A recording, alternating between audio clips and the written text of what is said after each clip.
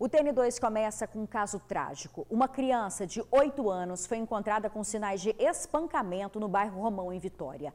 A mãe estava com o filho mais novo no médico, deixou o menino sob os cuidados do padrasto. Mesmo sendo socorrido, o garoto não resistiu e morreu. Aqui o chinelo dele, aqui, ó. O meu filho. Suelen foi amparada por familiares ao chegar ao Departamento de Homicídio e Proteção à Pessoa, o DHPP, para liberar o corpo do filho, Paulo Antônio Marinho, que tinha completado 8 anos no dia 9 de março. O pai Antônio também estava inconformado. O que aconteceu, eu não posso falar o que aconteceu, que eu não morava com ela, mas era separado, entendeu? Mas é complicado falar agora sobre isso, porque é uma situação que eu não acompanhei, mas sempre pedi para mim morar comigo, mas aí ela nunca quis, por enquanto, entendeu? Só queria uma coisa, que eu acho que nem ele nem eu merecia passar por isso, não. Muito abalada, a mãe do menino preferiu não gravar a entrevista, mas ela contou que tinha levado o filho de 5 anos, o menor, ao médico, porque estava com muitas dores nas pernas, e deixou o Paulo com o padrasto. Quando ela chegou da consulta, viu o filho deitado, enrolado e percebeu que havia vários hematomas no rosto e que o menino estava desacordado. Ela questionou o companheiro, que ficou quieto. Foi quando ela acionou a ambulância do SAMU e levaram a criança até o hospital infantil, mas ele já teria chegado sem vida ao local. Paulo, segundo familiares, também apresentava mordidas pelo corpo e ferimento nas partes íntimas. Os parentes suspeitam que, além de ser espancado, o menino tenha sido estuprado pelo padrasto. O irmão de Paulo, de 5 anos, teve o fêmur fraturado e o padrasto também é suspeito de espancar a criança. Paulo morava com a mãe, o irmão e o padrasto na região do Morro do Romão, em Vitória. Após a notícia da morte do menino, moradores registraram tiroteio no bairro. Existe a suspeita do padrasto ter sido assassinado por traficantes do Morro do Romão. A polícia militar recebeu denúncias de moradores, fez buscas, mas não localizou nenhum corpo. Os militares encontraram em uma casa abandonada uma metralhadora caseira com munição, explosivo e 3 rádios comunicadores que foram apreendidos. O pai do menino buscava palavras para falar sobre o filho, que teve uma morte tão prematura. O momento agora é sobre a morte do meu filho, isso eu estou mais interessado. Eu queria que ele jogasse bola, fosse um policial, a gente brincava direto disso. É muito sofrimento. Nossa, gente, é muito sofrimento mesmo. Olha, a Polícia Militar afirmou que foi acionada para ir ao Hospital Infantil de Vitória para atender uma solicitação de uma assistente social. Segundo a equipe médica, a criança estava desmaiada com sinais de parada cardiorrespiratória e diversos hematomas pelo corpo. Ele passou por procedimentos de reanimação, mas não aguentou os ferimentos e morreu. A mãe informou à polícia que o companheiro já havia agredido ela e os filhos anteriormente. Ainda não há informações sobre o velório e o enterro da criança. Bom, vamos mudar de assunto agora, falar de um assunto que muda a vida, de todos os capixabas. A Grande Vitória está em risco extremo para a transmissão da Covid-19. É o que aponta um novo mapa de risco divulgado agora há pouco. Ao todo, gente, 37 cidades estão com essa mesma classificação. São as que aparecem em vinho. Além da Grande Vitória, estão Colatina, Linhares, Cachoeiro de Itapemirim. 39 cidades estão em risco alto, todos aparecem em vermelho no mapa. 2 municípios estão em risco moderado, que são somente Conceição da Barra e Ibitirama. Esse mapa vale por 14 dias, só que a cada semana ele será reavaliado pelo governo. Diante desse cenário, o governo do estado anunciou que o transporte público continua suspenso em todo o estado. Isso significa que nós teremos mais uma semana sem o sistema Transcol e sem os coletivos municipais. Eu vou chamar o repórter Vitor Zucolotti, que tem mais detalhes, acompanhou todo esse pronunciamento. Boa noite, Vitor. Isabela, boa noite para você, boa noite a todos que nos acompanham. É isso mesmo, mais uma semana sem Transcol aqui na região metropolitana, sem o Verdinho, por exemplo, que roda aqui o Municipal de Vitória, e sem também ônibus interestaduais. tá? Durante mais essa semana a gente vai ficar sem esse tipo de transporte aqui na Grande Vitória, no Espírito Santo. Vale ressaltar, gente, que o transporte só vai voltar a partir do dia 12 de abril, só na próxima segunda-feira, e mesmo assim com algumas restrições. Por exemplo, os trabalhadores eles vão ter um horário definido para usar esse transporte, né? O ônibus só vai poder circular até às 10 horas da noite, mas isso tudo ainda vai ser melhor definido a partir da próxima segunda-feira. Então, mais uma semana sem ônibus rodando aqui na região metropolitana. Vale ressaltar, gente, o Transcol, por exemplo, ele atende a região metropolitana, a Grande Vitória. Mas no interior, por exemplo, eu estou em Colatina, quero pegar um ônibus para ir para João Neiva. Eu posso sim pegar esse ônibus, só que o coletivo ele vai ter que funcionar, vai ter que rodar com metade dos passageiros. Aí sim, ele vai poder estar funcionando, é um ônibus intermunicipal que só vai poder funcionar a partir de agora, né, a partir da segunda-feira, com metade da ocupação. E como você disse, Isabela, 37 municípios em risco extremo, incluindo toda a Grande Vitória. É a primeira vez que a gente está com essa coloração aí no mapa, né? Um vinho meio roxo, como o governador falou, desde o início da pandemia. Em nenhum momento o Espírito Santo chegou a ter, antes disso, né? Antes desse dia, essa coloração, esse risco extremo aí, né? Avaliado pela matriz de risco. Bom, e por conta disso, né? Você bem disse, fica durante 14 dias, depois é reavaliado, mas por conta disso aí, a gente segue algumas normas de funcionamento. O governador detalhou como é que vai ficar o comércio, porque ele vai abrir sim, aqui na Grande Vitória, que é em risco extremo, e outros municípios em risco extremo, e também como é que vai ficar o funcionamento em municípios, 39 municípios que estão em risco alto. Vamos ver o que ele disse, ele dá mais detalhes.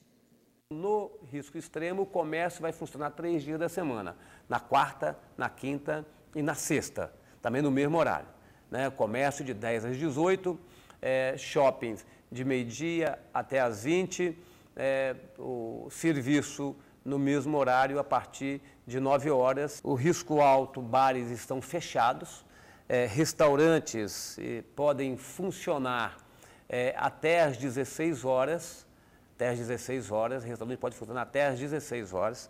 Comércio de rua funciona de 10 até às 18 horas, 8 horas de funcionamento, e shoppings de meio-dia até às 20 horas. Pois é, gente, todas essas medidas aí, né, que foram tomadas, a quarentena, né, que termina agora no domingo, e esse mapa de risco que vai começar a valer, essa medida também está muito relacionada à ocupação de leitos no Espírito Santo. Durante toda a quarentena, a gente nunca ficou abaixo dos 90%. E a gente vai saber agora como é que está a situação aqui no Espírito Santo. Dá uma olhada. A atualização mais recente mostra que 91% dos leitos de UTI para atender pacientes com a forma mais grave de Covid estão ocupados no estado. Dos 948, só restam pouco mais de 80 vagas em todo o Espírito Santo.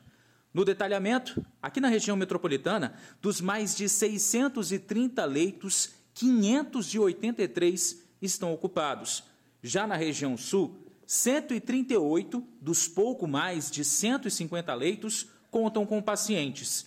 Na região norte do estado, a situação é crítica. Só há 2 vagas em UTIs para tratar pacientes. E na região central, restam apenas 6 leitos. Pois é, gente, com relação à situação dos leitos, né, leitos intensivos para tratamento da Covid-19, o governador também ressaltou que durante esse mês de abril, cerca de 200 leitos devem ser abertos, o que vai somar aí cerca de 1.100 leitos para tratar pacientes com a Covid, leitos de UTI. Atualmente a gente tem 948, deve fechar o mês de abril com 1.100, o que seria já o limite para tratar uma única doença, afinal de contas há outras doenças aí. Sobre a questão da quarentena, o governador também ressaltou que houve sim um resultado específico. Ele falou da situação de atendimentos médicos, de procura de clínico médico, né? A pessoa vai até o médico porque está com alguma virose, alguma gripe, algo do tipo. Antes da quarentena, eram 21 procuras diariamente e durante a quarentena caiu para 14, ou seja, menos gente procurando médicos e mais oportunidades de atendimento para pacientes com a Covid-19. É isso, Isabela, essas são as informações que ao longo dessa semana, com certeza, a gente vai detalhar ainda muito mais, que existem ainda mais alguns detalhes aí específicos sobre essa situação. E eu volto com você aí no estúdio.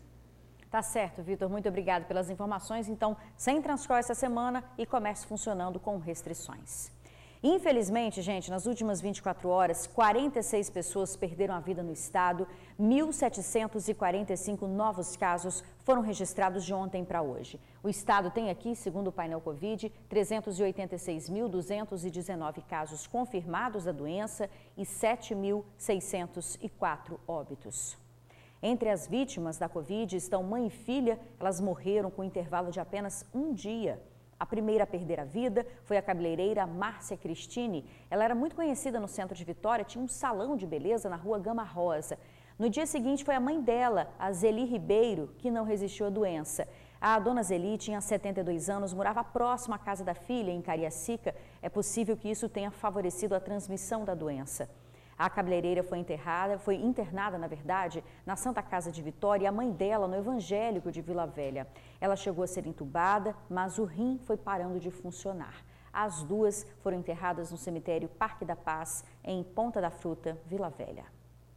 A nossa esperança é ver logo esses números pararem de subir. Mas isso depende do avanço da vacinação. As pessoas com mais de 60 anos serão as próximas a serem imunizadas. E, é claro, já estão com uma grande expectativa. A dona Heloísa tem 60 anos e desde que a pandemia começou, mal sai de casa. Todos trabalham, né? Eu fico em casa e aquele cuidado que a gente tem que ter. Quando eles chegam, eles têm todo o cuidado. A mãe dela, de 84 anos, já tomou as 2 doses. Agora a Heloísa está na expectativa que chegue logo a vez dela. Sempre tive a expectativa, aquele anseio que iniciasse logo. Inclusive, a minha mãe, ela tem 84 anos, eu que levei imediatamente, agendamos, já tomou a 2ª dose. E agora, sabendo que 60 anos está chegando, maravilha. Olha, a expectativa é que esse grupo, entre 60 e 64 anos, comece a receber já a vacina na próxima quinzena. Tanto que a Prefeitura de Vitória já garantiu que no dia 15 mesmo, essa faixa etária deve começar a receber as doses. Acredito muito que ainda na primeira quinzena de abril nós teremos novidades. Com a chegada de novas doses, tentar iniciar a imunização das pessoas com mais de 60 anos. Esse é o nosso objetivo nesse momento. Uma nova remessa de vacina, quase 170 mil doses, que chegou no Espírito Santo, já começou a ser aplicada em pessoas dos 65 aos 69 anos.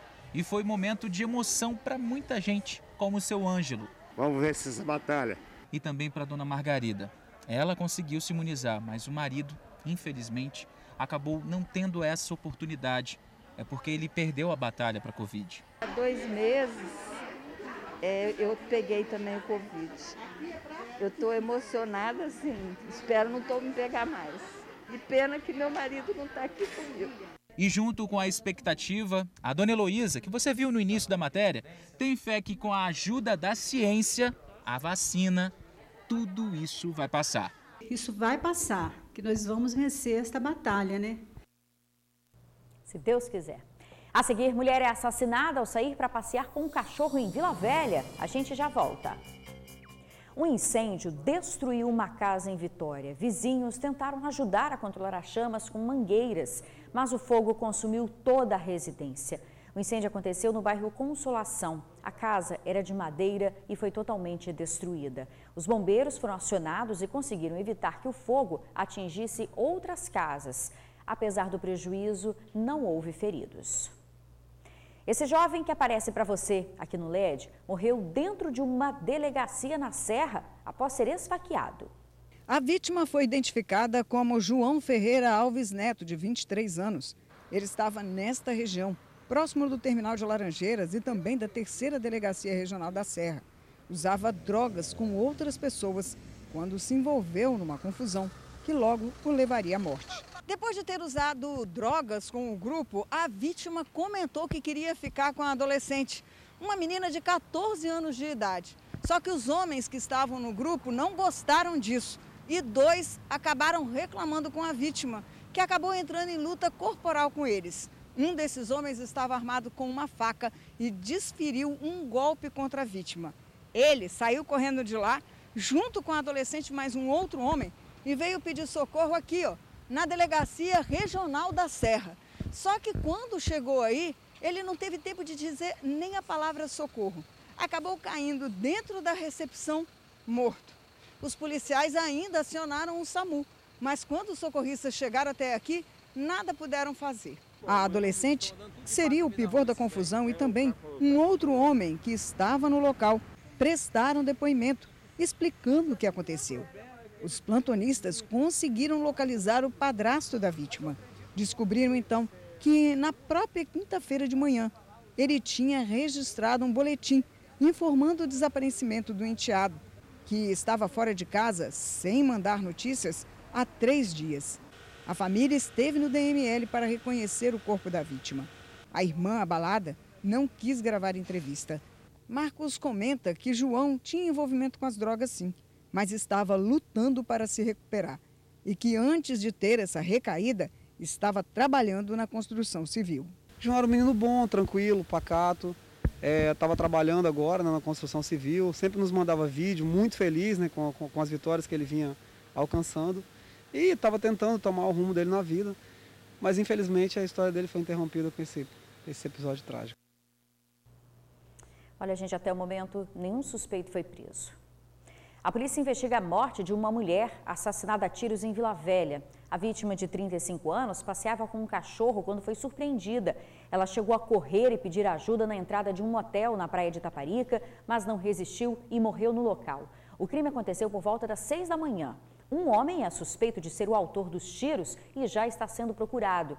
Irlane Dias costumava passear com o cão todos os dias. Ela era empregada doméstica e a família ainda não sabe o motivo do crime. Os policiais buscam imagens de câmeras de segurança na região que possam ter flagrado o suspeito.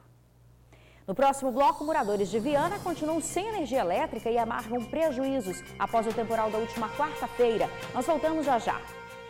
Moradores de Viana ainda estão sem energia elétrica após o temporal que afetou todo o estado na última quarta-feira. No bairro Campo Verde, somente uma família perdeu R$ 1.500 em produtos, em alimentos. E ainda terá que devolver outros R$ 500 de adiantamento de encomendas da Páscoa. Com dificuldade, seu José demora um pouco, mas consegue passar com a cadeira de rodas por cima do poste. Ele mora na Rua B, em Campo Grande, Viana. A via está assim, interditada há 3 dias após o poste cair durante as fortes chuvas da semana. Só tem que passar por cima ali, ó, a cadeia por cima, passar por cima. A gente liga para excesso, excesso não vem. Sem energia em casa, os moradores fecharam a principal rua do bairro e protestaram, pedindo uma solução à EDP. No bairro é possível ver ainda as consequências da chuva, árvores e telhados caídos. Na Rua B mesmo, o morador dessa casa teve prejuízos com as telhas que foram arrancadas durante a ventania.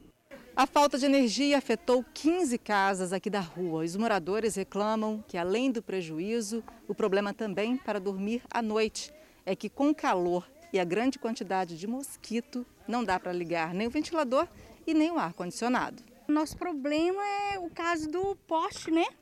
Que caiu e puxou tudo, a gente não sabe direito se tem algum tipo de energia. Tem as coisas dentro de casa que estraga tudo e a gente não pode fazer nada, tudo estraga. Vanessa é autônoma, faz ovos de Páscoa para vender, além de outras encomendas. Ela mostra o freezer vazio. Parte do prejuízo ainda está na sacola de lixo. Perdi tudo, eu perdi todos os meus ovos de Páscoa, todos os meus recheios, as minhas cascas de ovos de Páscoa, as minhas encomendas da semana, as tortas, os bolos, eu tive que cancelar tudo. Segundo o advogado especialista em direito do consumidor, Petrônio Zambrotti, o cliente que teve prejuízo com produtos ou até mesmo equipamentos eletrônicos pode ser ressarcido. Ele vai ter que fazer uma reclamação formal com essa empresa para ela poder fazer um laudo, avaliar o produto, avaliar a situação, inclusive na região dela. Isso está garantido para o consumidor, não só no Código de Defesa do Consumidor, como na Resolução 499 de 2012 da ANEEL. Então ele entra em contato com a empresa, faz a reclamação. Se mesmo assim a empresa não ressarci-lo, ele tem o direito de entrar na justiça e pedir sim. Pode procurar até os juizados de pequenas causas. Olha, gente, a EDP informou que uma equipe ainda vai ao bairro, que a tempestade provocada nessa semana teve uma demanda 10 vezes maior do que o normal de ocorrências relacionadas ao sistema elétrico. Bom, a gente fica por aqui. Muito obrigada pela sua companhia, pela sua audiência. Um ótimo fim de semana. Segunda-feira a gente está de volta. Até lá.